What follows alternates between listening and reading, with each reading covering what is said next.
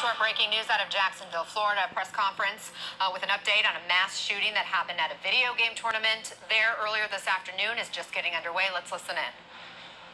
So good evening. I'm Sheriff Mike Williams, and I'm joined here tonight by our Mayor, Lenny Curry, our State Attorney, Melissa Nelson, FBI Special Agent in charge of the Jacksonville Field Division, Charles Spencer, and JFRD Chief Kurt Wilson. First, let me say this. Our thoughts and prayers go out to the victims and their families who were all affected by this senseless act of violence here today. And I ask that you please pray for these families as they deal with this tragedy in the coming days and weeks. I'd like to thank the media for joining us as we come together to provide the community with an update on information and dismiss any rumors regarding the events that took place earlier here today. So here's what we know. So this afternoon there was a Madden 19 tournament event at Chicago Pizza at the Jacksonville Landing. At 1:34 p.m., 911 calls came in stating that people had been shot inside the Chicago Pizza.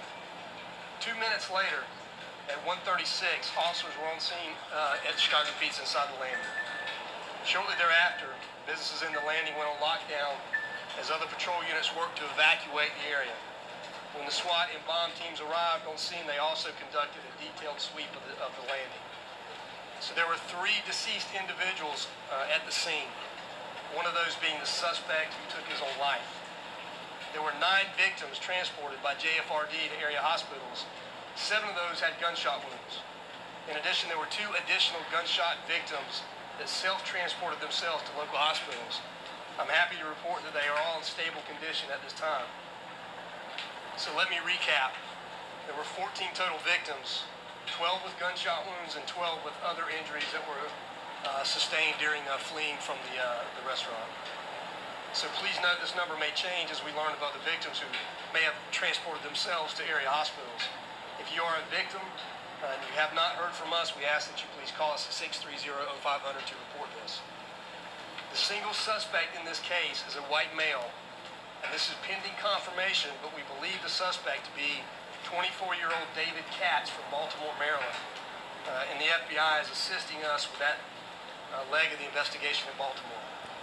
We have located and impounded the suspect's vehicle, and a search of that is pending. But we believe he stayed somewhere locally last night, maybe at a hotel. If anyone has any information about where he stayed last night, please call 630-0500 or email JSOCrimetips at jsocrimetips@jacksheriff.org. And we will be releasing more detailed information about the suspect in the next couple hours. So we know that the suspect used at least 1 handgun to commit this act, and we are working again with our partners at ATF on that aspect of the investigation. So I'll not be discussing any details pertaining to the motive at this time, as that part of the investigation is still ongoing. So that, as I mentioned at an earlier news conference, there is a video, and we do have a copy of that footage. But we're asking if anyone has any additional video footage to please email that, call us, 630-0500 to get that, obviously, additional information to us. So our Family Assistance Unit is up and running, so if you have a loved one that you believe to be at that event and you have not heard from them, please call us again at 630-0500 so we can have that information. If anyone has any information reference to this shooting, any information at all, we're asking you that again, you please call us at 630-0500, email us at jsocrimetips at jacksheriff.org, or of course use our partners at First Coast Crime Stoppers, 1-866-845-TIPS. So I want to take a minute to thank the men and women of the Jacksonville Sheriff's Office and the Jacksonville Fire and Rescue for their incredible response today. So we spend a lot of time training together and separately for events like this. We pray obviously that it never happens, but today it did, and they were prepared. I also want to thank our partners, many law enforcement partners, who stepped up with us today to help us work through all of the challenges that we had today. So with that, I will invite our Mayor, Lenny Curry, to say a few words. Mayor. Thank you, Sheriff. Today, this evening, and tonight, Jacksonville is mourning. We have faced an occurrence that is all too common and will require us to continue to do the hard work of public safety to make sure that people are safe. One violent crime in our city is one too many. Tonight, we pray for the wounded, and we pray for the families of those who are lost. Sheriff Williams and JSO are working with State Attorney Nelson and law enforcement professionals from local, state, and federal agencies.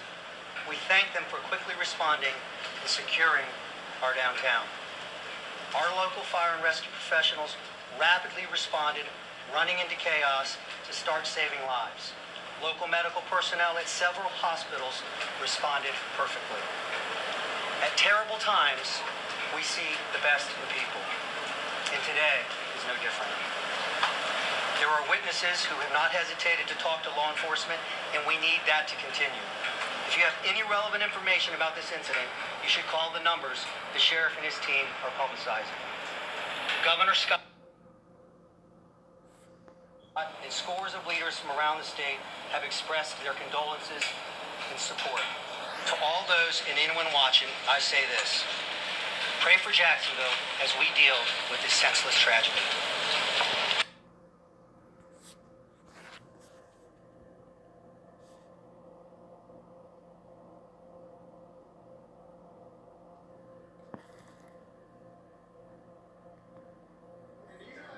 Traffic's even worse when there's a fiery crash. Or probably any. And if you're sitting in that, you're probably getting a little